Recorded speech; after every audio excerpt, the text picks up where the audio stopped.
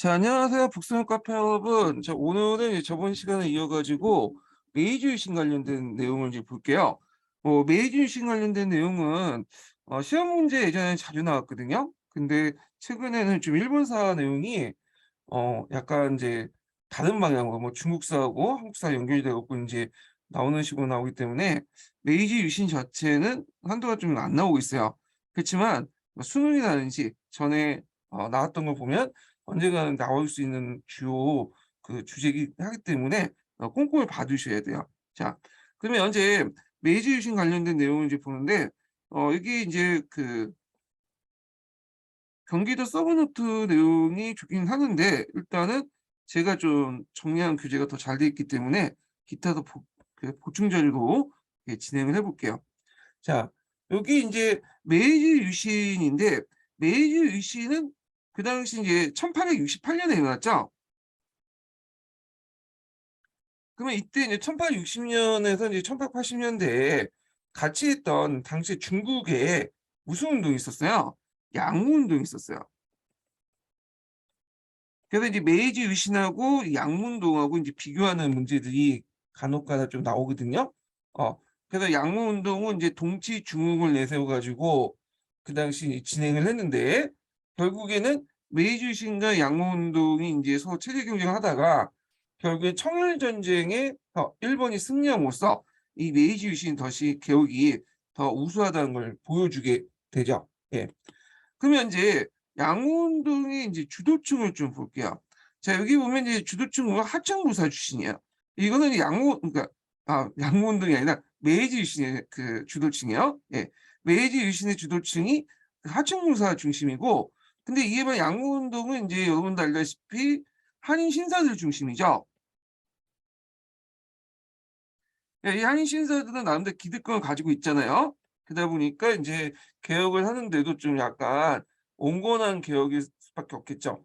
근데 인제 이에 반해서 이 하층부사들은 잃은 게 전혀 없어요. 그러니까 가진 게 없기 때문에 잃은 것도 별로 없죠. 그렇기 때문에 급진적인 개혁을 한다는 게 좀 특징이에요. 그래서 인제 조슈나 사스마 같은 이런 인제 그 하층 그 무사들 중심으로 이렇게 하는데 주로 인제 그 메이지 유신을 이끌었던 이제 유명한 사람 있죠. 오쿠보 도시미치, 뭐 기토 다카요시, 사이고 다카모리 뭐 이런 게 해서 유신 상걸전 해 가지고 인제 하는데 자 하여튼 이 조선 양위파들이 에도막골 타도하고 청안 중심 체제를 성립하려고 했다. 예. 그리고 인제 그 청안 중심 체제를 인제 만들고 나서 그 당시 인제 5개조 서문을 발표했어요. 요게 예전에 기출문에 나왔어요. 요게. 자, 5개조 서문은 인제 그 방향이 뭐냐면 평화 중심적 집권 체제 확립과 함께 그냥 근대 국가의 일본 형성 두 가지 모토를 내세웠죠. 그 복고와 혁신을 내세웠어. 그러니까 우리가 인제 복고하고 혁신이라는 말 자체가 좀 이율 배반적이잖아요. 근데 이걸 어떻게 설명하냐 이 두 방향을. 근데 인제 그 당시 메이지 유신을 이끌었던 일본 상황에서는 전혀 이율 배반적인 게 아니에요. 왜 그러냐면 자, 그 당시 이제 일본은 근대 국민 국가가 형성되기 전이었죠. 서유도처럼 이렇게 시민사회가 형성되거나 뭐 이런 것들이 전혀 없었어요. 그래서 사회를 근대화하는 과정에서 이제 시민사회를 내세워서 거기에 이제 자율적으로 인제 했는데 일본은 그런 게 전혀 없단 말이에요. 사회적 기반도 없고 그러다 보니까 어 구심점을 잡을 수 있는 게 뭔가 필요했던 거예요. 그래서 구심점을 누가 잡았냐? 예전에 인제 그 고대 시대 때 이후부터 그 권력주를 낳았던 청왕을 다시 복귀시키죠. 그래서 얘를 인제 뭐냐면 구심점을 잡고 그리고 나서 이 구심점을 바탕으로 해서 근대 국가 일본의 혁신을 하려고 했다. 요게 특징이죠.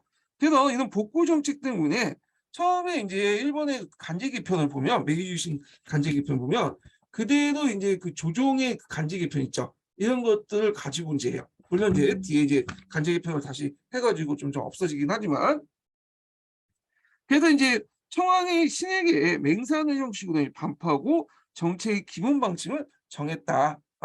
그래서 인제 있고 요 내용이 5개의 내용인데 요게 인제 기출문에 나왔던 거죠. 목적은 청원 중심의 중앙 집권 체제를 확립을 하는 건데 자 여기 보면 1번을 보죠. 널리 회의를 열어 모든 이들 공론을 결정할 것. 상하 한마음을 모으고 국가의 시책을 활발하게 펼 것. 각군에게 서민의 이익까지 각기 그 뜻을 표기하여 인심을 나타나지 않을 것, 나타내지 않을 것 이렇게 있는데, 자 여기서 1, 2, 3부는 어떤 의미가 있냐? 이걸 예전에 시험 문제 만들었어요. 그러면 이제 일단은 여기에서 볼 수 있듯이 청왕을 중심으로 하지만 청왕이 그 멋대로 하는 게 아니죠. 다른 데로 어떤 감, 군, 민이 합쳐가지고 같이 정치를 하는 거잖아요. 예. 그러니까 이제 뭘 지향하고 있냐면 청왕 중심의 어떤 입헌군주제를 지향하고 있다는 거죠. 지향이에요. 아직까지 뭐 입헌군주제를 하려면 뭐 헌법도 만들고 의회도 만들어야 되지만 그건 나중에 이제 만들어진 거고. 그래서 이제 이걸 바탕으로 해서 나중에 메이지 헌법과 그다음에 제국의회 같은 것들이 만들어지죠. 그다음에 또 요런 의미도 있지만 또 하나의 의미가 뭐냐면 공의정책론을 계승했다는 거예요. 공의정책은 뭐냐? 그 앞에서 이제 얘기했던 이제 그 대정공안 있죠. 대정공안의 주 내용이 뭐예요? 에도 막부를 중심으로 해서 여러 다인모들이 이제 뭐냐면 연합 정치를 만든 다음에 연합 그 내각을 만든 다음에 그 한제를 청왕을 보조해 주자는 거죠. 모든 권력을 청왕에 넘기지만 자 그런데 이제 같이 정치하자는 거죠. 근데 이것도 마찬가지로 같이 정치하자. 물론 이제 이때는 에도 막부를 제거하고 나머지 세력들이 같이 이제 청와대 중심으로 정치를 같이 하자 이런 것들이 공의정책론의 주요 내용이거든요. 예. 그래서 이 공의정책을 왜 내세웠냐면 다 이유가 있어요. 에도막부 말기 때 에도막부의 권위가 확 떨어졌어. 중앙정부의 권위에. 근데 이제 그 중앙정부의 떨어진 권위를 누가 계승한 거야? 물론 이제 에도막부를 반대했던 세력들이지만 그 메이지 정부가 계승한 거죠. 그래서 메이지 정부가 중앙정부가 된 거죠. 근데 지방에서는 중앙정부의 권위를 되게 낮게 봤잖아. 그러니까 얘네들을 중앙정부의 권위를 세우고 얘들 힘을 모으기 위해서 야, 너희들과 같이 정치한다 이런 것들을 내세웠던 거야. 그래서 이 공의정책론인데 자 이런 것들이 이제 나중에 어디에 영향을 주냐면 자유민권 운동에 영향을 줘요.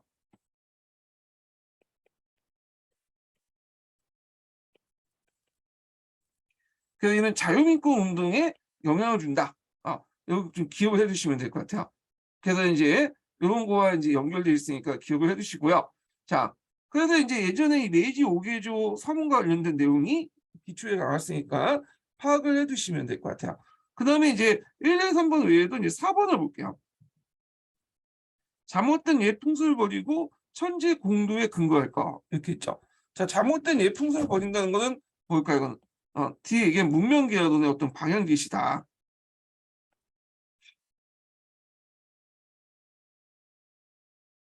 이렇게 보시면 되고요. 그래서 5개조 서문을 공표했다. 네. 자, 그리고 이제 5번 계시를 이제 있는데, 저도 이제 5번 계시는 이제 서민들 생활을 단속하는 그런 내용들로 구성되어 있어요. 그래서 유교적 도덕, 뭐 상강오륜 같은 걸 강조하고, 그다음에 이끼라고 하는 이제 민중 소유를 금지하고, 그다음에 기독교를 사교로 간주하는 등 이런 것들을 해서 나머지 이제 구막부 예전에 에도 막부의 민중 통치 정책을 좀 계승하는 그런 측면이 있고요. 정치적으로 볼 때는 이거는 이제 메이지 그 유신 초창기 때 얘기예요. 그래서 이제 막 직후에 그래서 고대 율령제를 바탕으로 퇴장간제를 실시했다. 그래서 요거 이제 있죠. 퇴장간제를 실시했다. 실간제를 실시했다. 이렇게 보면 돼요. 아까 쯤에 이제 모호가 복구에 따라서 복구 정치죠.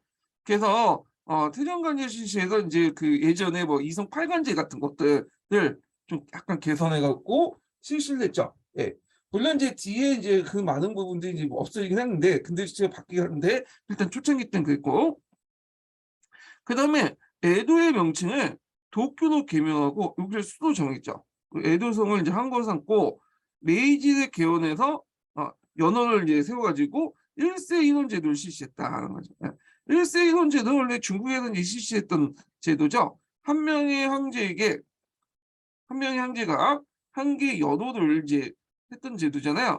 그래서 이제 그것이 뭐냐면 강의제는 뭐 강의 연호 쓰고 그다음에 권룡제는 권룡만 연호 쓰고 이런 식으로 그래서 이제 이런 1세 인원 제도를 이제 실시했다는 거죠. 그래서 지금 이제 연호는 중국 없죠 지금. 그래서 지금은 중국 공산당이 장악하고 그랬으니까 전혀 없는데 연호를 지금 쓰는 나라 유일하게 일본이죠 일본. 일본이 지금 연호 계속 쓰고 있어요. 자, 하여튼 이렇게 있고, 그럼 개혁 내용을 볼게요. 자, 일단 서양공원의 적극적인 수용과 적극적인 중앙집권적 입헌군주의 확립을 통해서 부국강경을 달성하려고 했다. 그래서 서구 열강과 대등한 지위를 확보하려고 했다.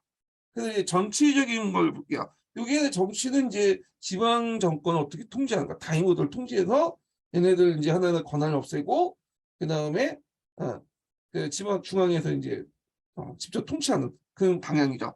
그래서 중앙 집권 정책을 이제 하게 되는데, 처음부터 이제 뭐 다이모드의 권한을 이렇게 뺏어버리면 다이모들이 반발을 할 수밖에 없잖아요. 그러다 보니까 이제 좀 단계를 거쳤어. 그래서 이제 처음에는 판적봉안이라는 걸 하고, 그리고 지나가서 이제 폐번치형을 간행을 하죠. 자, 판적봉안이 뭐냐 하면요. 자, 여기에서 이제 적이라는 말은 뭐냐면 영민이란 뜻이에요. 영민. 그래서 영민을 누구한테 봉안한다. 대정 봉안할 때 그 청왕한테 되돌려준다는 거죠. 다이모들이 지배하고 있는 영민들을 청왕에게 되돌려준다. 그러니까 청왕이 직접 통치하겠다. 그런 내용이야. 그래서 이제 보신 전쟁 이후에 이제 지방청 체제가 계속 유지되니까 중앙 집권의 필요성 때문에 그 당시 이제 판적봉안을 하는데, 그래서 토지와 인민을 청왕에게 봉안을 한다. 근데 이제 그렇다고 해서 곧바로 이제 거기에 번에다가 중앙에서 관리를 꼽는 시스템이 아니라 이제 구군주, 예전에는 다이모들이죠. 다이모들을 그냥 지번사로 임명을 해. 그래서 행정을 맡기고 변정 개혁을 이제 하게 되죠. 메이지 정부에서 이제 봉급을 지불하죠. 예전에는 거기에 이제 그 영민들에게 이제 그 다이곡고에 의해서 뭐랄까요, 그 세금을 징수했죠. 연금을. 네. 근데 이제 메이지 정부가 봉급을 지불한다는 거. 자, 그렇지만 이제 한계는 뭐냐면 번외 조세와 군사권이 이제 군본주의 예전 다이모들이 계속 갖고 있었고, 일반인들이 번에 대한 기소의식이 강했기 때문에 신정부 개혁 정책에 무력봉기를 반발했다. 무력봉기를 일으켰다. 이렇게 보시면 되겠죠. 예. 그래서 이제 반발이라고 했죠. 예. 그래서 이제 이렇게 했고, 그래서 어느 정도 이제 좀 약간 이제 그 다룬다 그 조금 시간이 지난 후에 했던 것이 폐변치안이에요. 폐변치안은 이제 번을 없애고 거기에다 현을 둔다라는 뜻이죠. 네. 그래서 강력한 중앙 집권의 필요성, 그리고 병군, 다이모들이 가지고 있는 군사력을 축소하고 중앙군을 강한 정도 어느 되는 거죠. 그래서 이제 다이모들이 가지고 있는 그 군사력을 약화시키고 중앙군을 강화시켰어. 이때 중앙군이라는 것은 그 당시 이제 메이지 정권을 주도했던 뭐 샤스마, 조수 같은 이런 이제 병력들이죠. 그래서 중앙군 어느 정도 강화시킨 다음에 뭐냐면 개편을 했죠. 그래서 처음에 이제 이렇게 폐변치를 할 때 그 다이모들이 상당히 반발이 강할 줄 알았어요. 근데 일본의 특성상 중앙에서 명령 안 하면 이제 시민된 사람이 까면 까는 게 이제 특징이죠. 그러다 보니까 큰 반발 없이 그냥 진행됐다고 그래요. 그래서 일본 같은 경우는 기존에 번을 해체시켰죠. 그래서 번을 해체시키고 션으로 만들었어.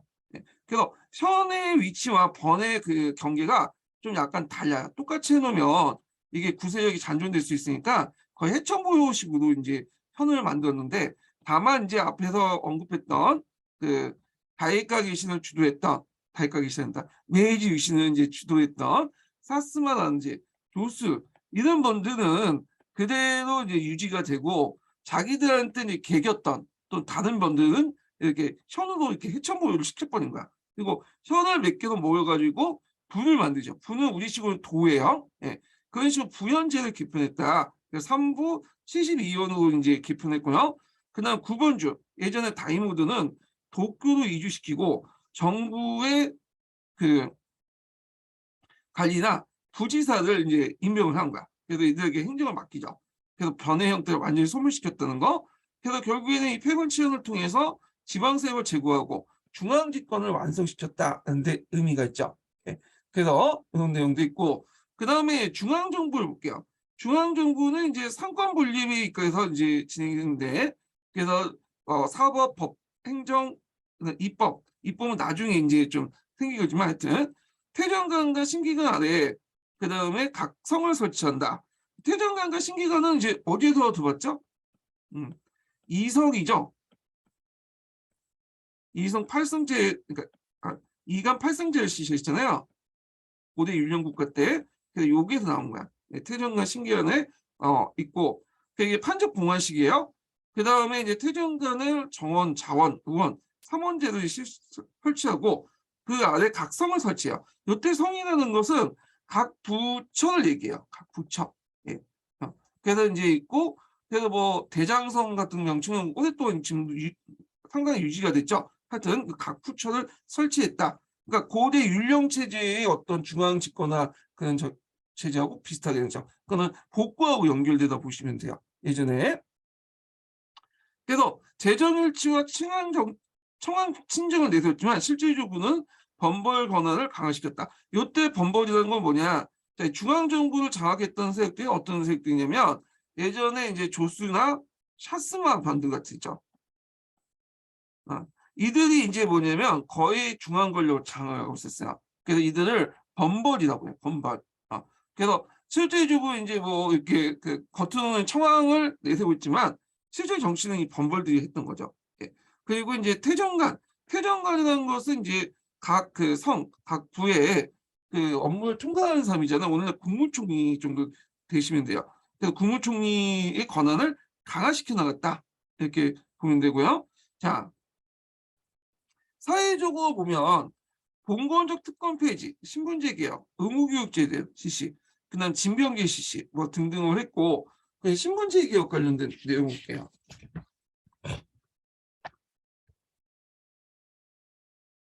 그래서 신분제에서는 종전에 산업공사로 나눴던 이제 그 신분제를 없애고 3인 평등 조치를 실시했다. 그래갖고 공가는 건 뭐냐면 왕실이라고 보시면 돼요. 왕실. 향실, 청왕가 있고 다임원은 하족이라고 하죠. 그다음 일반 무산 사족들을 평민 이런 것들 이제 다 이제 형식상 이게 뭐냐면 그 평등하게 만들고 새로운 통일적인 호족을 이제 함께 혁성을 했던 거죠. 예. 그리고 평민의 권한을 강화시켰는데 평민에게 묘지를 허락했다. 성을 허락했어. 원래는 일본에서는 이제 무르마치 막부까지 뭐 전국시대까지 성이 있었던 걸로 보고 있어요. 평민들도. 예. 근데 이제 그 도요토미 히데요시가 권력을 잡고 나서 에도 이후부터는 성을 사용할 수 있는 권한은 사무라이 계층 다이모들의 권한이었거든요. 그러니까 일반 사람들은 성을 거의 사용하지 못했어요.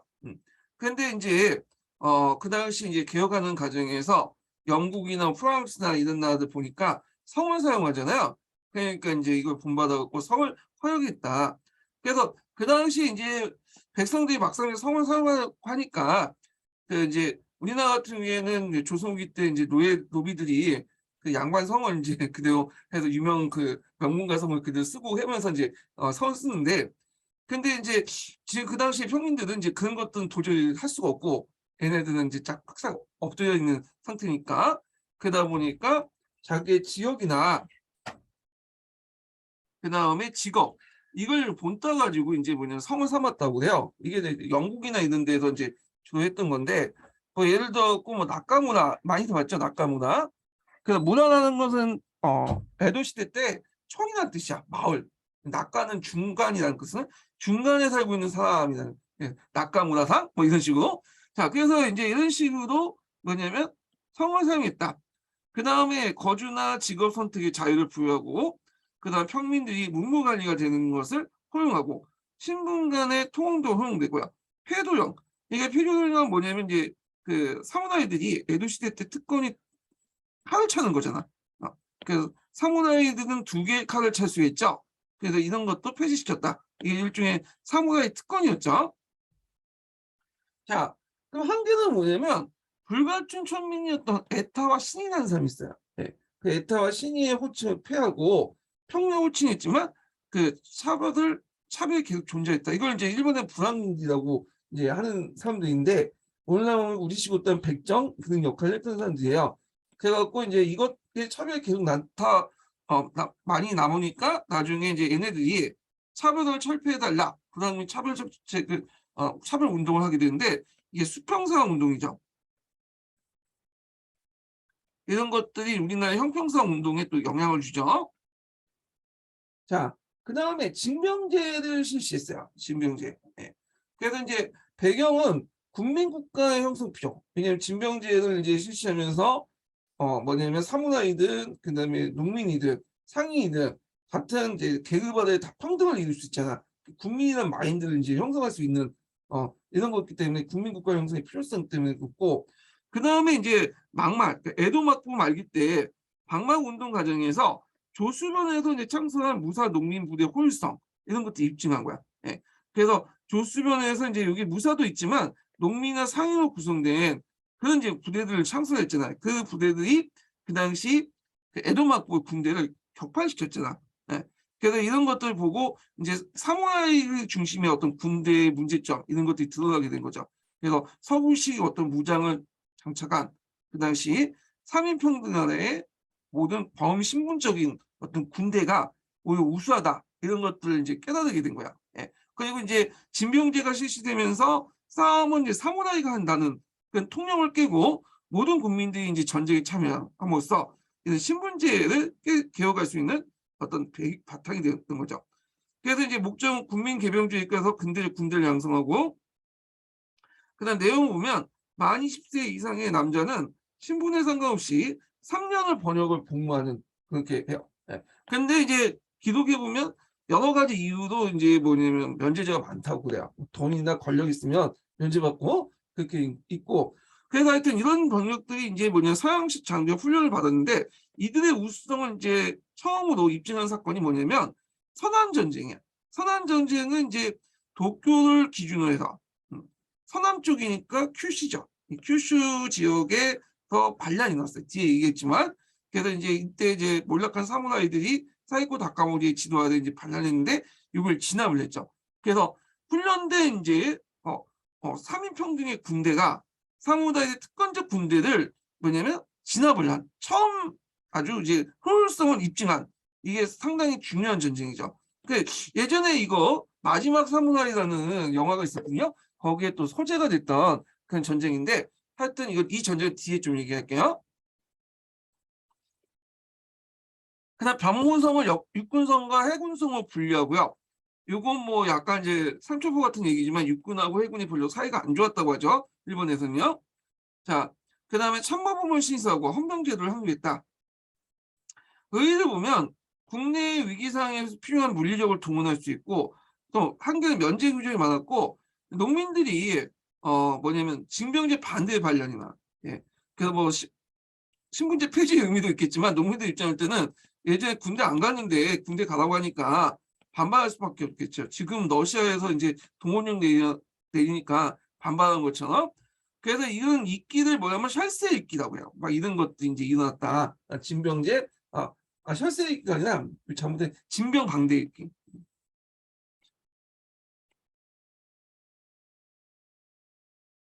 그러니까 징병제 반대 이끼가 일어났다. 이렇게 보시면 돼요. 예. 자, 교육을 보죠. 교육은 이제 이제 두 가지 측면에서 교육이 있어요. 근대 교육이라고 이제 하는 건데 두 가지 측면이 뭐냐? 일단 기본적으로 모든 국민들에게 기초적인 교육을 시키자. 국민으로서 기본적인 교육이 필요한 거죠. 소학교 정도는 배우고 나와야죠. 그 다음에 또 전문 교육, 각 분야의 전문 교육을 시키자. 뭐 이런 것들을 이제 목표로 해가지고 교육 정책을 이제 개혁을 했는데 그래갖고 이제 학제를 개편하죠. 그러니까 우리처럼 이제 교육과정 같은 걸 만들어가지고 학년과 정해진 수업과 시간표에 따라서 책과 의자가 있는 교실에 가서 일제히 수업받는 그런 형태가 이제 등장한 거야. 근대적 교육제도가. 예. 그래서 종전에 어떤 특정 계층의 교육이 아니라 모든 사람들이 뭐냐면 보편적으로 받는 교육. 그래서 그걸 통해서 사람들 국민 의식도 이제 키우면서 또 뭐냐면 적어도 뭐 근육 있고 산수하고 그다음에 일상생활할 때 영위할 때 필요한 최소한 교육을 시키고요. 그다음에 더 나아가서 이제 좀 똑똑한 애들 뽑아가지고 전문 교육을 시키자. 뭐 그런 거죠. 그래서 전국의 8개 대학구를 대학구로 나누고 그 안에 소학교, 중학교, 대학교, 사범학교 같은 제도를 설치했다. 그래서 이제 소학교 의무 교육을 실시했어요. 예. 그래서 원래 이제 예전에 에도 시대 때 소학교 역할을 했던 게 그 대학교하고 있죠. 간단한 이 글이라든지 산수라든지 교황 정도 가르칠 수 있는 그런 것들인데, 하여튼 이제 이걸 기반으로 해가지고 뭐냐면 소학교 의무 교육을 실시했어요. 예. 그래서 신분이나 남녀에 상관없이 모든 어린이 6세 이상은 무조건 소학교를 가야 된다. 그래서 이제 소학교 가서 뭐냐면 국민의식을 키우고 국민국가 형성이 바탕이 됐던 거죠. 기본적인 교육은 배워라 이렇게 했는데, 문제는 초창기 때는 잘 안 됐다고 그래요. 그 이유가 뭐냐면 그 의무 교육을 시켰으면 공짜로 보내야 되는데 돈을 받았거든. 그러다 보니까 이제 초창기 때는 반발도 많고 잘 안 걸려고 했어. 수업료도 받고 하니까. 근데 이제 시간이 지나면서 이제 뭐냐면 수업료를 면제받고 이제 하니까 이제 취업률이 좀 올라갔다고 하죠. 근데 초기 때는 좀 반발이 있었다 이런 것도 있고요. 그다음에 또 유명하게 대학을 설립했죠. 그래서 이제 제국대학을 세우죠. 제국대학. 일본의 제국대학은 정부에서 이제 만든 국립대학인데 이게 이제 7개 정도 됐다고 해요. 그래서 본토에 이제 일본 본토에 4개가 있고 식민지에 2개가 있나? 2~3개가 있나? 하여튼 있는데 일본 본토에 있고 그 식민지에 있는 제국대학은 이제 나중에 일본이 이제 대만이나 우리나라를 먹을 때 거기에 설치됐다고 하죠. 그중에 우리나라에 있었던 제국대학이 경성제국대학이라고 하죠. 이게. 그리고 이제 최고 7개 대학 중에 최고 대학은 도쿄대학이죠. 예, 동경대. 그 외에도 뭐 게이오대 같은 후쿠다 유키치가 이제 만들었던 대학 있죠. 이런 대학들이 있었다. 사립학교죠. 자, 그래서 이제 이렇게 있고요. 그 다음에 경찰제도, 치안제도를 만들었죠. 그 당시 국내 정부권한과 반정부 시기가 많았어요. 이끼를 단속하고 그 내무성을 설치하고 도쿄에 경시청을 설치했죠. 그 다음에 이제 이게 제일 중요한 건데 지조 개혁을 했다. 요거 지조법. 이거 07년 기출문제에 나왔죠. 자, 배경을 보면 그 당시 중앙정부의 채무 증가. 왜냐하면 그 당시 중앙정부에서 폐번 시험을 할 때 번에 이제 뭐냐면 그 부채를 중앙정부에서 뭐냐면 떠안는다고 이제 했거든요. 예. 그 다음에 또 사무라이들에게 일시적으로 이제 뭐냐면 사회평등하는 과정에서 이들 특권을 없애고 대신에 이제 가로, 예전에 사무라이들이 뭐냐면 그 다이모드에게 그 월급을 받았잖아요. 마찬가지로 사무라이나 다이모드에게 이제 뭐냐면 뭘 주냐면 국가에서 연봉을 지급해요. 그 다 돈이잖아. 예. 근데 그 당시 이제 초창기 때 메이지 유신 초창기 때는 일본이 아직까지 공업화 이전이었어요. 농업국가죠. 그러니까 농업국가에서 제일 중요한 그 세금이 뭐예요? 지세잖아, 지세. 그러다 보니까 이들 이제 뭐냐면 이렇게 이제 그 채무를 갖고 국가 채무를 갖고 또 무사계급들 강목 그 연봉도 지급하고 하고 또 근대화 자금을 마련하기 위해서는 종전에 이제 비효율적인 조세제도를 뜯어고칠 필요가 있었어요. 네. 그 종전에 이제 조세제도가 뭐냐? 이거는 이제 도요토미 시대요시 때 이제 마련했던 이 고쿠다카에 입각한 이제 그죠? 고쿠다카는 예전에 있을 거예요. 생산량을 기준한 거죠. 그 생산량을 기준에 따라서 농민들은 다이모드에게 이제 뭐냐면 막부에게 이게 그 연공을 갖다 바치고 그다음에 다이모드는 이 기준을 가지고 고쿠다카 기준을 가지고 여러 가지 군역 자원이나 어떤 이제 그 앞에서 그 에도에 들어가서 이제 여러 가지 이제 봉사활동이나 뭐 직역을 이제 수행하는 그 기준이 되잖아요. 자, 근데 이 문제는 이 생산량 자체가 가뭄이나 홍련 때문에 왔다 갔다 해. 그리고 정확하게 이제 뭐냐면 측정할 수 없죠. 중간에 빼먹는 게 많고. 그러다 보니까 좀 이제 일정한 수익에 입각해서 근대적 예산을 하려면 생산량이 아니라 뭐예요? 지가가 기준하자. 그래서 생산량이 아니라 이제 지가를 기준으로 해서 바뀌어요. 예, 뒤에 얘기했지만 하여튼 이렇게 있고, 그래서 이제 가정을 보면 일단은 그 당시에 이제 에도마쿠 이전에 도요토미 시데요시가 이게 했던 이제 토지 제도가 있죠. 예, 태학검지. 그러니까 태학검지에서 보면 토지 소유권은 누가 갖죠? 다이모드. 그다음에 이제 그 막부.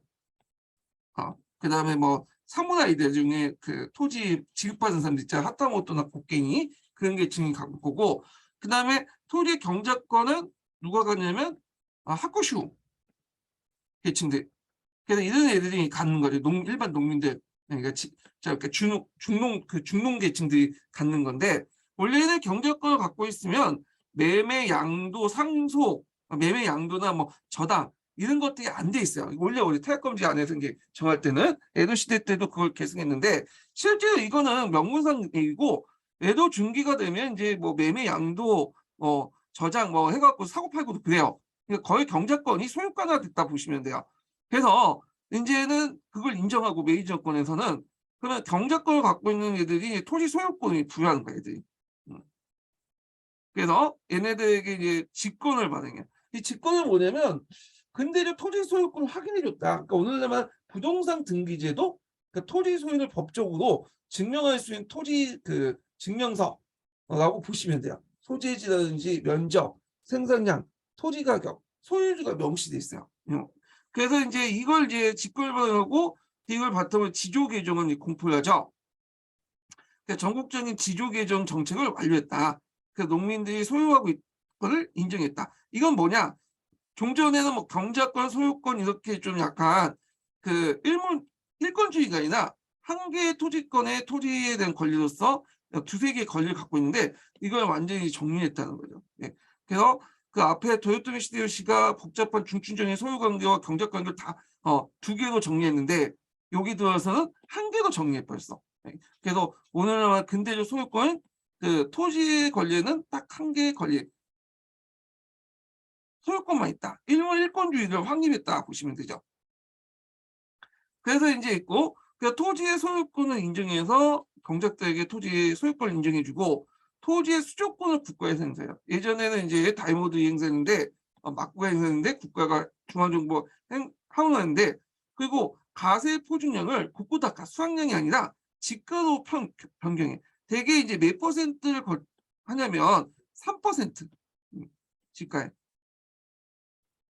그 물납을 급납을 곤치죠. 이런 식으로. 그래서 이제 있고 소유권이 명확하지 않는 그 마을의 공유지는 국유지론이 편입이 되죠. 예. 그리고 토지 소유자가 세금을 납부하는 걸 원칙한다. 오늘하고 비슷하다 보시면 돼요. 그래서 이걸 바탕으로 직감을 했기 때문에 당연히 일정한 세율을 확보할 수 있죠. 그러니까 안정적인 수익을 확보할 수 있고, 그 다음에 이제 이 과정에서 지주나 자장 같은 토지 소유자가 등장했다.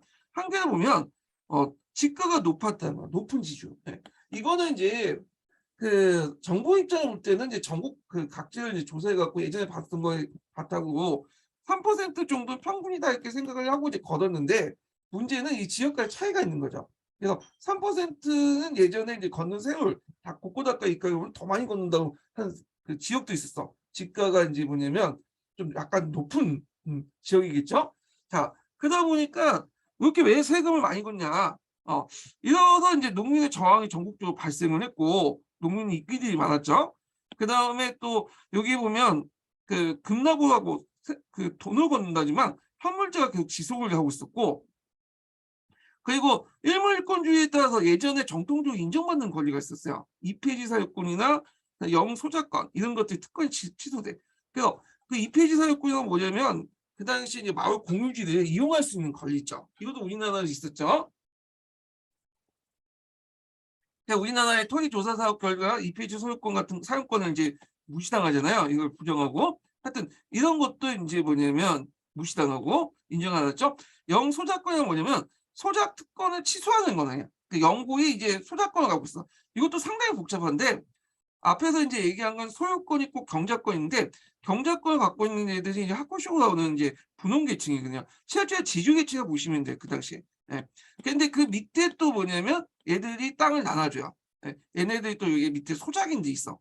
예. 이것도 어떻게 표현하는데 얘가 1차 경작권이면 얘가 2차 경작권이라고 보시면 돼요. 근데 예전에는 이제 이 소유권을 갖고 있는, 그러니까 소작권을 갖고 있는 사람들이 우리식으로 따지면 이제 도조권하고 비슷한 권한이 있었나 봐요. 예. 그래갖고 뭐 지대만 이제 끊임없이 주면 무리 없이 주면 계속 이제 그 소작권, 경작권을 인정받는 그런 것들인데, 근데 이게 이제 인정 못 받는 거지. 얘네들이 이제 이게 얘가 이제 소유권이 되고 얘네들이 있는데 자, 얘네들 입장에서 이제 일물일권주의 나서 예전에 이 소작권 주어졌던 일종의 매매 그 소작권 자체를 매매 양도 상속 이런 권한을 없애버린 거야. 우리 식으로 따지면 이제 도지권 같은 거 없앴다 이렇게 보시면 돼요. 자, 그러다 보니까 이제 농민들의 저항이 전국적으로 발생을 했다. 그래서 중앙정부의 지조율을 2.5% 인하를 했어요. 예. 거기다 이제 거기에 농민들 저항할 때 이제 또 불편사족들, 그러니까 불평사족들, 사무라이 계층들 이제 가세려고. 그래서 이런 것들이 나중에 자유민권 운동과 또 연결돼요. 자유민권 운동과 이렇게 좀 얘기했지만, 자, 그래서 이제 불안정한 근대 토지 소유주의 발생으로 그 당시 빈부격차가 맞물려 농촌에서 양극화, 토지 이탈 같은 사회 문제가 발생이 됐다. 이런 것들 있고요. 그 다음에 이제 경제 정책을 볼게요. 자본주의 체제를 도입을 했고, 그때 이제 일반식 자본주의는 우리가 이제 산업화는 국가주도의 자본주의라고 하죠. 그 다음에 귀족의 복록을 폐지하기 시작해요. 네. 그래서 사무라이들이 가지고 있는, 다이모들이 가지고 있는 예전에 권한들 없애는 과정에서 귀족들 사무라이나 그 다이모들에게 뭘 줬어요? 복록을 지급했잖아요. 복록을. 그런데 나중에 없애버려. 그걸 뒤에 좀 얘기했지만, 그 다음에 지조법 개혁이 있었고, 국가 예산제도 실시, 식상업 정책, 철도 개혁, 금융제도 개혁 이런 것들이 행해지게 돼요. 먼저 복록 폐지를 볼게요. 이걸 이제 뭐라고 하냐면 직록처분이라고 해요. 직록처분. 그래갖고 이제 사무라이들이나 다이모들에게 국가에서 지급을 했던 이런 것들을 폐지시키는 거야. 네. 일단 뭐 돈이 없으니까 이제 못 주겠다는 거 그런 태도 있고. 자, 하여튼 그 당시 하족이라는 것은 예전 다이모들이죠. 그다음 사족, 일반 사무라이들이 국가에서 지급을 이루는데 복록을 폐지시키고 대신에 뭘 주냐면 금록 공채 증서를 줘요. 예. 그래서 이제 이걸 이제 채권을 준다고 보시면 돼요. 돈을 안 주고 채권을 줬다. 그래서 채권을 주고 나중에 이제 합해로 연차 지급을 하겠다고 이제 뭐냐면 약속을 하죠. 근데 문제는 이 공채 증서를 뭐냐 당장 지금 돈을 주는 게 아니라 뒤에 뭐 10년, 20년 후에 주겠다는 거 아니야. 돈을 나눠가지고.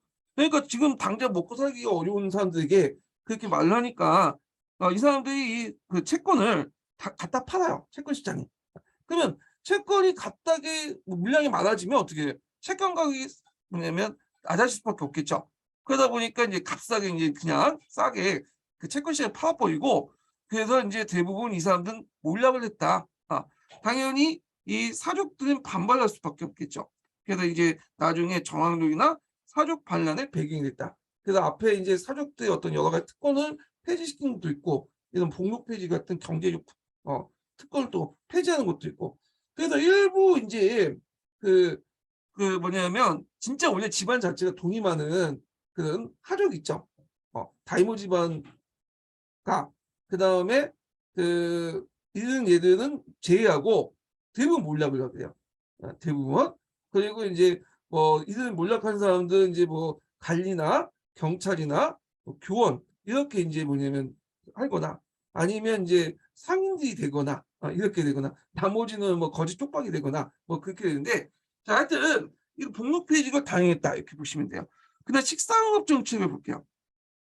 자 식상업 정책이 뭐냐면 일단은 여기 보면 식이라는 건 이식이라는 거죠. 우리가 식목일 때 뭘 심죠? 그 나무를 심잖아요.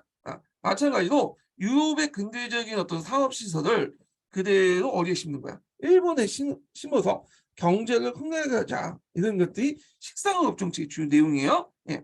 그래서 이제 이거는 우리나라하고 약간 비슷해요. 우리나라의 강국이역 때 정부에서 이제 식상업 정책을 실시했잖아요. 구한말 때.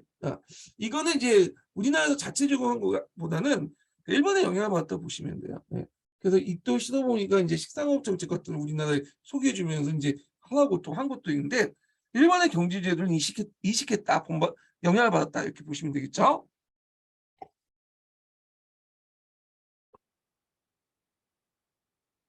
그러니까 정부가 주도하는 그 구미의 경제제도, 기술, 설비, 기계 등을 도입을 해서 부국강병을 도모했고요.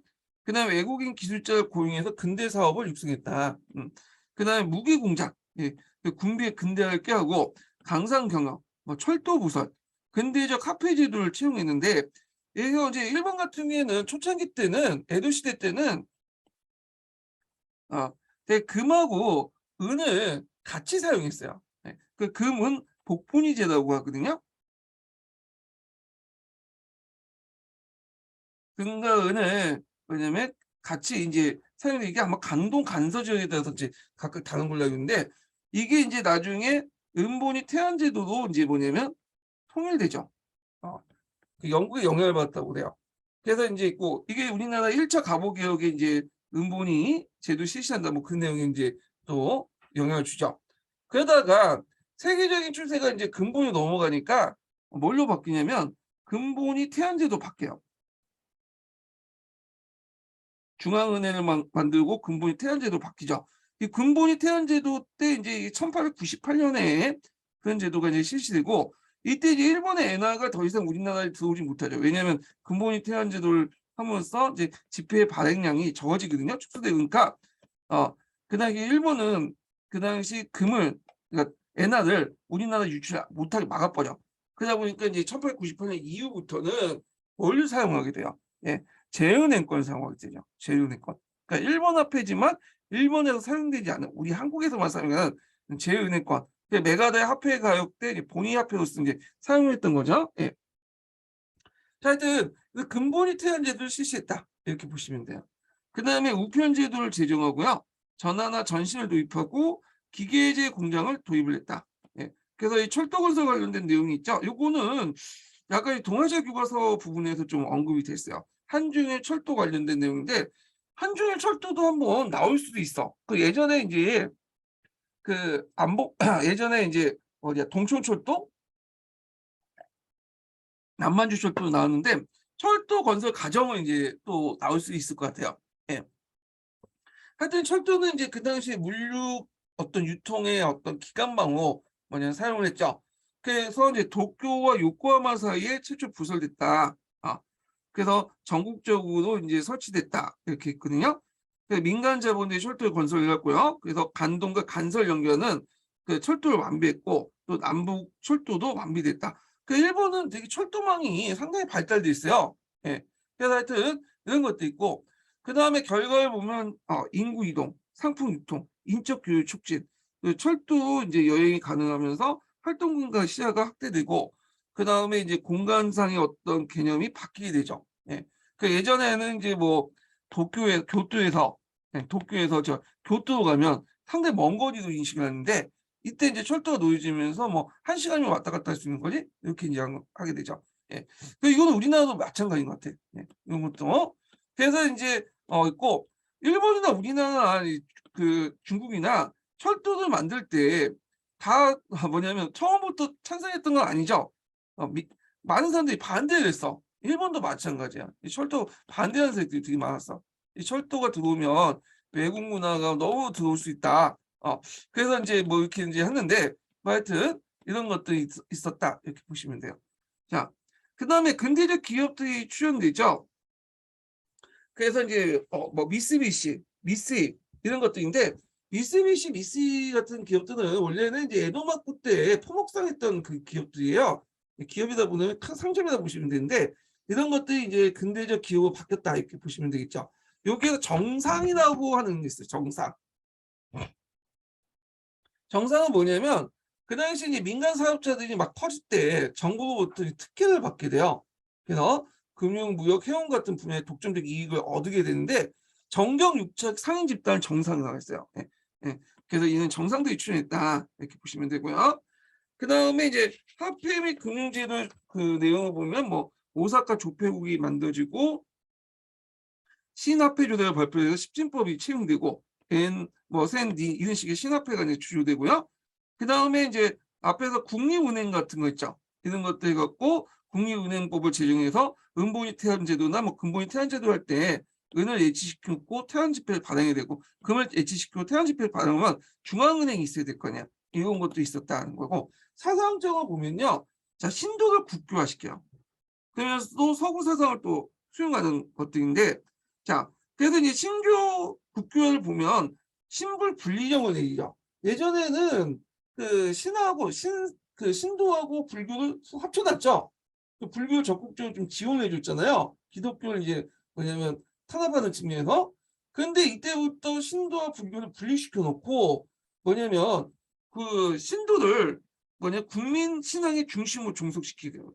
각 신사가 있는데 그 신들의 우두머리를 살아있는 신 청왕으로 놓게 되니까 그죠. 그러다 보니까 당연히 신도와 불교를 분리하려고 하고 그리고 그 과정에서 이제 신도 입장에서 불교를 탄압을 하게 되죠. 예. 그래서 전국 각지에 신사제도를 확립하고 그 신사제를 총괄하는 그 살아있는 신이 청왕이 되는 거고 그리고 그 과정에서 그 당시 신불 습합으로 해갖고 신도하고 불교가 습합돼 있는데 불교를 뜯어내서 이제 뭐냐면 분리시키죠. 그리고 불교를 이제 탄압을 하죠. 사원이나 불상을 뭐냐면 파괴를 하고. 그래서 신도를 국교화시키려고 했다. 이렇게 보시면 돼요. 근데 이제 책에서는 이 국교화시켰다 뭐 이런 식으로 책에 나오려고 한 책이 있는데 그건 잘못된 거고 시도는 했어요. 국교화 시도. 예. 그래서 이제 근데 국교화는 못했죠. 왜냐면 근대 국가에서 이게 그 뭐냐면 이슬람 국가가 아닌 이상은 세속 국가에서 어떤 특정한 종교를 국교화시켜서 그것만 강요하는 거는 근대 국가의 모습이 될 수가 없잖아요. 근대 국가가 될 수가 없잖아요. 그래서 특히 이제 일본 같은 경우에는 서양 열강으로부터 좀 인정을 받으려고 했던 측면이 되게 많기 때문에 결국에는 신도의 국교화는 잘 안 됐고요. 네, 시도는 했어. 네, 그렇지만 그 과정에서 이제 전국적인 신사제도를 만들어서 남들도 이제 신도를 널리 확산시키려고 했다. 그래서 그걸 통해서 중앙 집권을 강화시키려고 했다. 청왕 중심에 이렇게 보시면 돼요.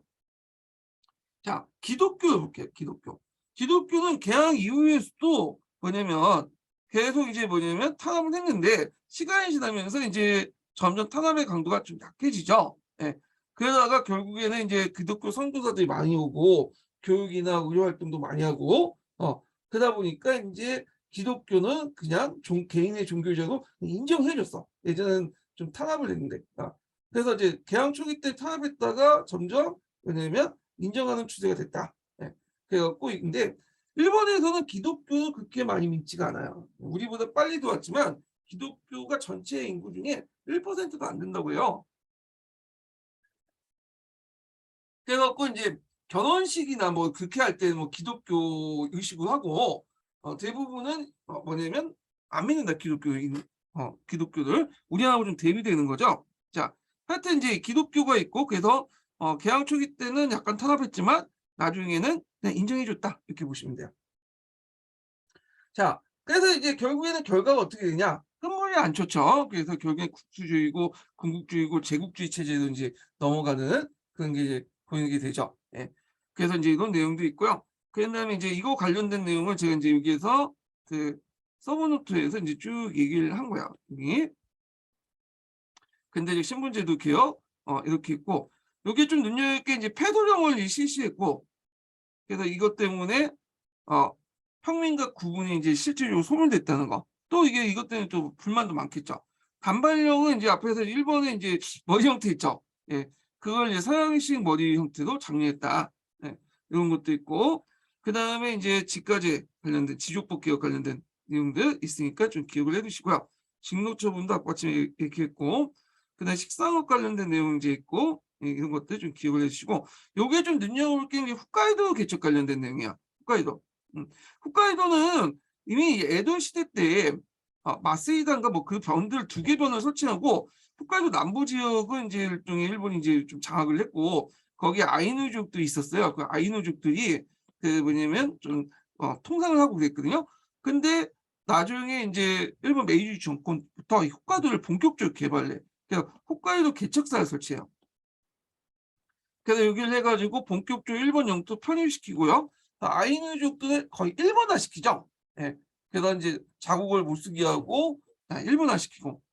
그래서 예전에 그것 때문에 이제 아이누족 탄압받았다고 막 해가지고 말들이 많고 그랬는데 하여튼 자, 그 다음에 이제 요 종교정책 얘기했죠. 신불분리위원회였고 그 다음에 이제 문부성을 설치하고 교육은 이제 학제 같은 프랑스 모방을 했다고 하는데 뭐 이렇게 보시면 되고 자, 그 다음에 이제 국제관계 초기 국제관계 좀 볼게요. 자, 여기에서 이제 눈여겨볼 게 뭐냐면, 그 당시 일본 같은 경우에는, 우리나라 같이 이 불평등 조약을 되게 많이 맞았어요. 불평등 조약을. 그래서 그 불평등 조약을 어떻게든 개선을 하려고 했고, 그러다 보니까 이제 일본의 어떤 근대적 모습을 상당히 많이 보여주려고 했더니 그 서양 열강대에게, 그래서 이제 그러면 서양 열강대에게 이제 그걸 보여주고 하려면 좀 서양 열강대의 어떤 근대적인 어떤 제도 같은 걸 수용을 해야 되잖아요. 그래서 결국에는 이제 그 목적으로 누굴 파견했냐면 이하쿠라 사절단을 파견했어요. 이하쿠라 사절단. 그래서 이하쿠라 사절단의 목표가 두 가지가 있어요. 불평등 조약 개정하고, 그다음에 선진국의 근대 제도의 문물 수찬. 이게 있어. 근데 이제 요거는 실패했죠. 왜냐면 이제 미국이나 서양 애들이 너네들 못 믿겠다. 너네들이 너무 낙후한 제도가 있기 때문에 뭐 영사제국을 폐지할 때 만약 일본에서 죄를 이제 서양이 지면 유럽 그 얘네들은 이제 뭐 구금하고 하면 뭐 고문할 수 있지 않냐. 이런 식으로 나올 뻔인 거야. 그래서 요거는 하여튼 이제 실패를 했고, 그 다음에 요거는 어느 정도 성과를 거뒀죠. 그래서 그 당시에 이제 미국이나 유럽이나 이런 나라 돌아가면서 선진 근대적 제도를 받아들였죠. 그래서 그 당시에 이하쿠라를 중심으로 해갖고 사절단을 이제 만들어가지고 출발했죠. 그 이하쿠라의 도모미, 뭐 오쿠보 도시미치, 히도 다카야시, 그 다음에 이토 시노미 같은 메이지 유신의 핵심 세력이 들어갔고 참여했고요. 그때 이제 어린 학생도 같이 갔어요. 유학생들도. 왜냐면 데리고 와갖고 이제 그 학교에 심어주기 위해서 학교에 이제 입학시켜서 근대적 문물을 받아들이려고 이렇게 해서 이제 했다는 거. 그래서 이제 그 당시 이제 이렇게 했다 기억을 해주시고요. 여기서 이제 더 추가하자면 보면 일단 조약 개정은 실패했죠. 이건 제일 중요한 건데 잠깐만요. 오늘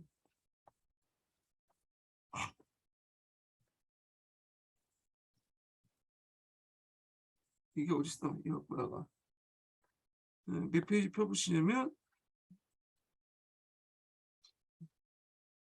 결과를 보면 조약 개정은 실패했어요. 그래서 국제교섭에 대한 일반적 지식 교류 등등 해갖고 실패했고, 근대화 정책은 어느 정도 추진했죠. 그 외국의 문물의 장점을 수용을 했어요. 그래서 여기 이제 보시면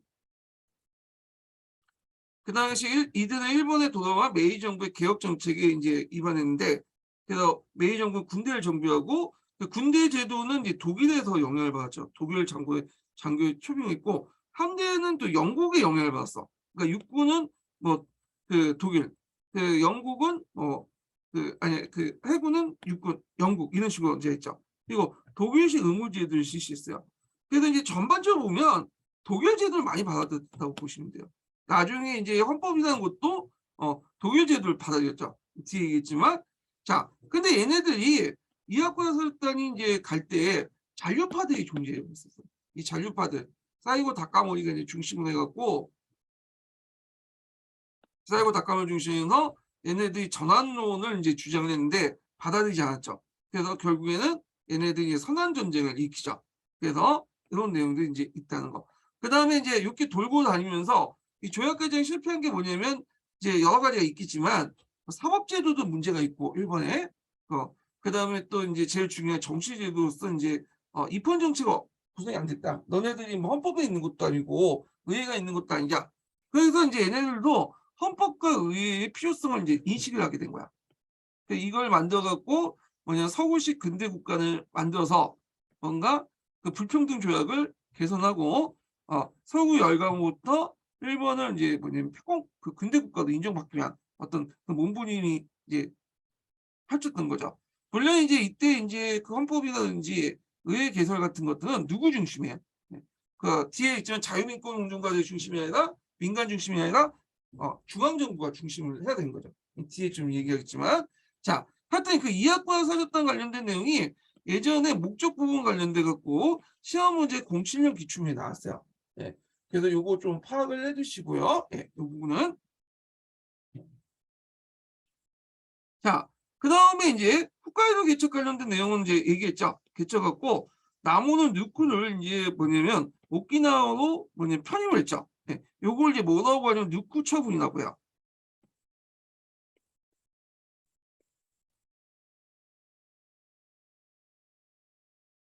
조선 간의 관계에서 이제 우리나라와 관련된 거니까 넘어가고요. 그다음에 이제 일본 같은 경우에는 이제 가라우트 치시마 교환 허락을 내려서 그 당시 이제 사할린 러시아 갖고 그 당시 이제 지사 열도가 거기 북쪽에 있는 쿠닌 열도는 일본이 갖는다. 이런 식으로 국경 문제를 좀 정리를 했고요. 예. 그런 식으로 이제 했다. 이렇게 보시면 되고 그다음 문명개헌으로 넘어가죠. 이 문명개헌은 예전에 기출문이 나왔죠. 2004년도에 나왔어요. 자, 문명개헌의 의미를 보면 일단 요 문명개헌의 그 밑바닥에 보면 일본은 미개했다는 거야. 야만수 없고. 일본의 미개와 야만을 뭘 통해서? 서양의 근대 문화를 통해서 개화를 시키는 거야. 개화. 개화. 그래서 이제 이것을 문명개화론이라고 해. 문명개화론. 예. 일본이 미개 상태에 있기 때문에 서양의 문명을 통해서 개화를 해야 된다. 예.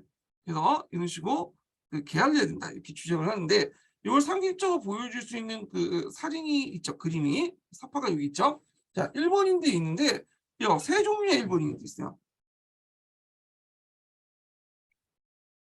여기에서 이제 사무라이 복장을 한 일본 정통 복장을 한 애들은 이거는 미개인이야. 그 다음에 여기 보면 이제 사무라이 일본식 정통 복장 외에도 서양식 복장을 같이 한 애들 있죠. 중간에 있는 사람 얘는 반개화인. 여기 이제 보시면 서양 양복을 쫙 빼있는 사람 있죠. 그럼 개화. 그러니까 그 당시 개화의 기준이라는 거는 일본의 것을 버리고 서양 것을 받아들이는 거야. 이게 개화의 기준이거든요. 예. 이게 이제 문명개화론이다. 이렇게 보시면 돼요. 그럼 문명개화론만 있었던 건 또 아니에요. 그 전에 이제 하원양제 해가지고 야마토 정신을 바탕 서구 기술을 받아들이자 우리의 뭐 동도서기 같은 그런 개념도 있었어요. 예. 그래서 이제 그래서 이제 문명개화론을 중심으로 한번 얘기해 볼게요. 문명개화론. 그래서 이거 이제 예전에 이제 시험문제 나왔던 거죠. 쭉 있는데 요거는 어차피 제가 이제 그 밑에다 집어넣은 거거든요. 그래서 제 교재를 가지고 좀 얘기할게요.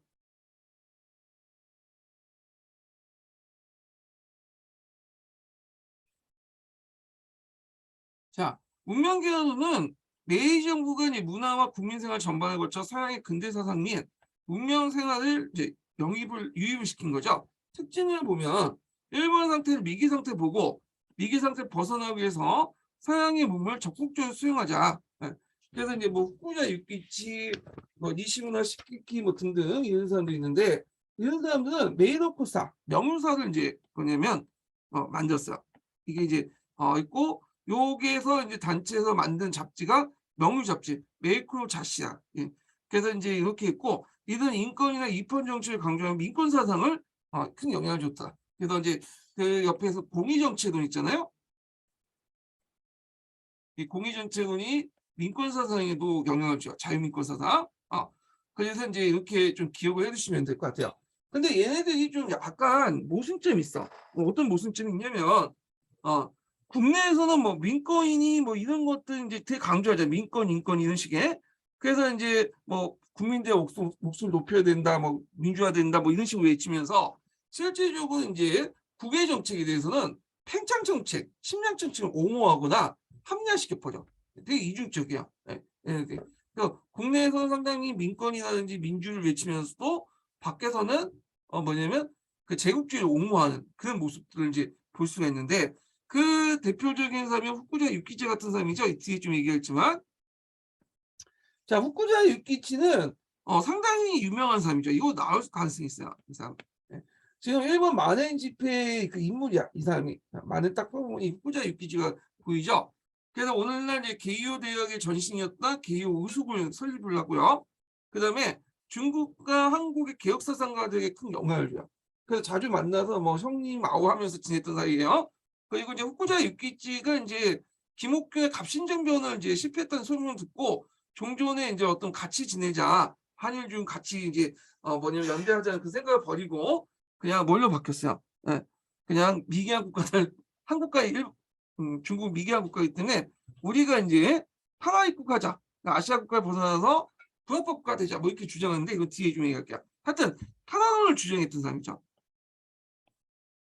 그다음 교육 언론 활동 뭐 이렇게 있고 학문의 경유나 뭐 문명의 계략 같은 했고 저수했고요. 또 이 사람이 또 썼던 유명한 책이 있어요. 서양사전이라는 뜻이죠. 요거 예전에 기출문에 나왔던 거죠.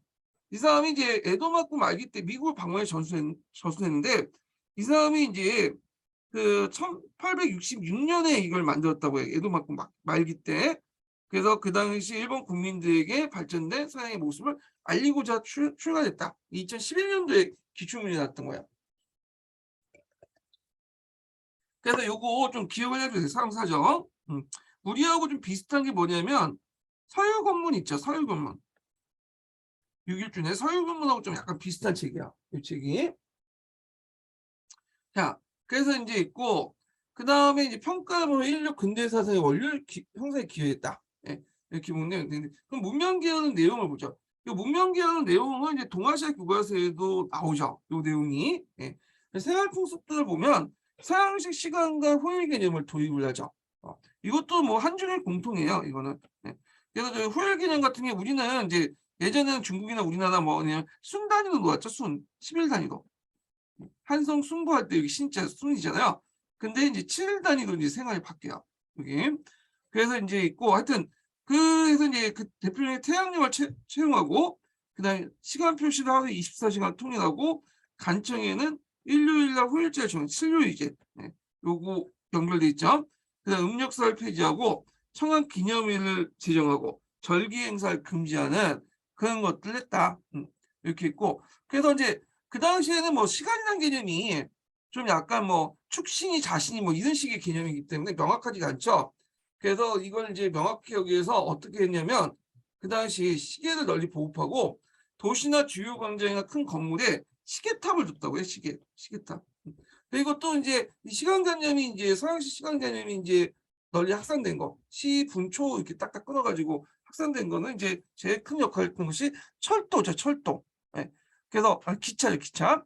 그래서 기차 시간표에 맞춰가지고 이제 하다 보니까 이게 동아시아 세계의 어떤 시간관념, 근대적 시간관념을 널리 확산시키는데 큰 역할을 했다고 하더라고요. 예. 자, 그 다음에 생활 양식은 양복을 채용하고요. 그 다음 단발머리가 유행되고, 그 다음 서양식 건축들이 이제 만들어지죠. 그리고 이제 뭐 서양 요리점 있고, 가스등 인력거 철도 마차 있는데, 서양 요리점이 이제 많이 들어오고, 이제 요리할 때 이제 뭐냐, 육식을 이제 많이 하기 시작해요. 육식. 그 예전에는 일본인들이 채식을 하고, 단백질 같은 경우에는 주로 이제 생선을 잡아먹어서 했거든요. 예.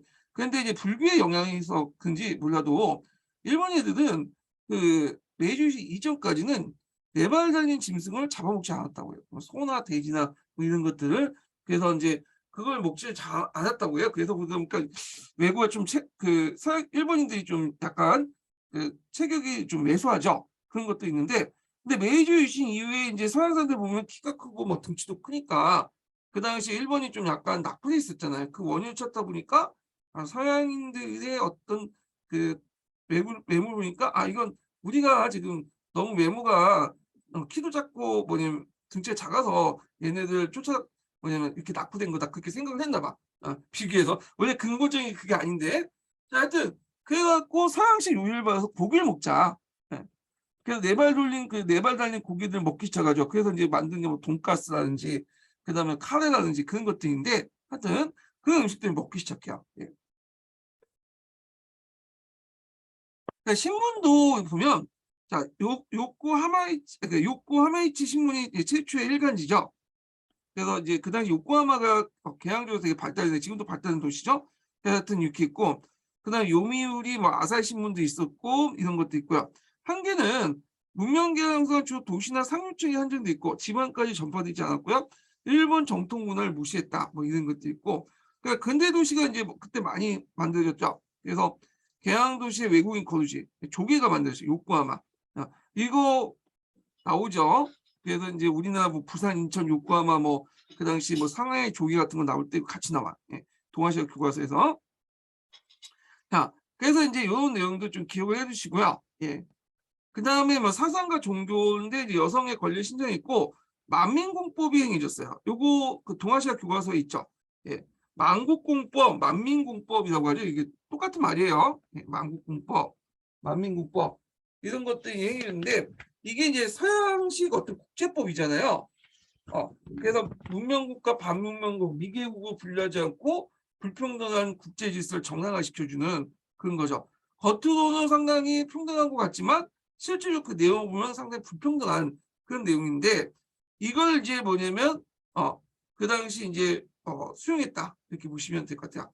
그래서 그 개항을 정당화시키는 논리로 수용했다는 거죠. 활용했고 이거는 좀 지우시면 돼요. 예, 이거 맞지 않으니까. 그래서 이제 있고 특히 일본이 이제 그걸 되게 만국공법을 잘 이용했던 게 뭐냐면 중국의 어떤 중화적 질서를 깨는데 그걸 이용하려고 했어요. 예.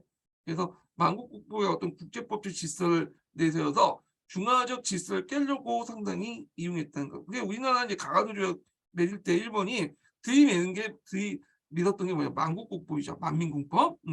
그래서 요걸 이제 연결시켜서 보시면 될 것 같아요. 예. 근데 이에 반해서 이제 중국 같은 경우에는 만국공법 체제를 별로 안 좋아했죠.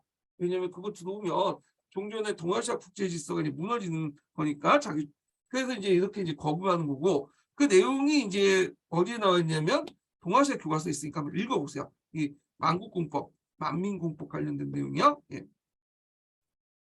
자, 그래서 이제 이렇게 있고 그다음에 사회진화론도 수용됐죠. 이것도 한중일 다 수용됐어. 이거는 이제 강력한 민족국가를 건설하기 위해서 서양 열강의 시의 논리에 편성을 한 거죠. 그래서 이제 그 일본 같은 경우에는 이제 좀 약간 특이하게 이게 좀 약간 침략주의 경향으로 바뀌게 되는데 그래서 국가 중심이고 하여튼 때 가토 히로유키라는 사람이 확고한 국가 체제를 확립하지 않은 상황에서 인권이 존재하지 않는다. 그래서 청와대 충성과 예국심을 강조했고 일본 제국주의 팽창을 지지했다 이렇게죠. 그래서 이 사회진화론도 이제 한중일에 수용을 했고 그 관련된 내용에서 한중일 그 사회진화 차이점이 동아시아 교과서에 자세히 적혀 있으니까 한번 읽어보세요. 이것도 사회진화론 관련돼서. 자, 그래서 이제 이런 내용은 이제 한번 좀 봤고요. 예. 쭉쭉 넘어가서 일본의 대외 침략 사항을 한번 보자. 예. 요거 예전에 뭐가 나왔냐면 그 후쿠자 유키치의 정한론이 나왔죠. 후쿠자 유키치의 타라론이 나왔죠. 예. 요거 예전에 나왔으니까 보는데 일단 보면 첫 번째 인증문을 알려드릴게요. 첫 번째 인증문은 63번이에요. 첫 번째 인증문은 63번입니다. 요거는 좀 쉬었다 할까요? 네, 요건 좀 쉬었다 할게요.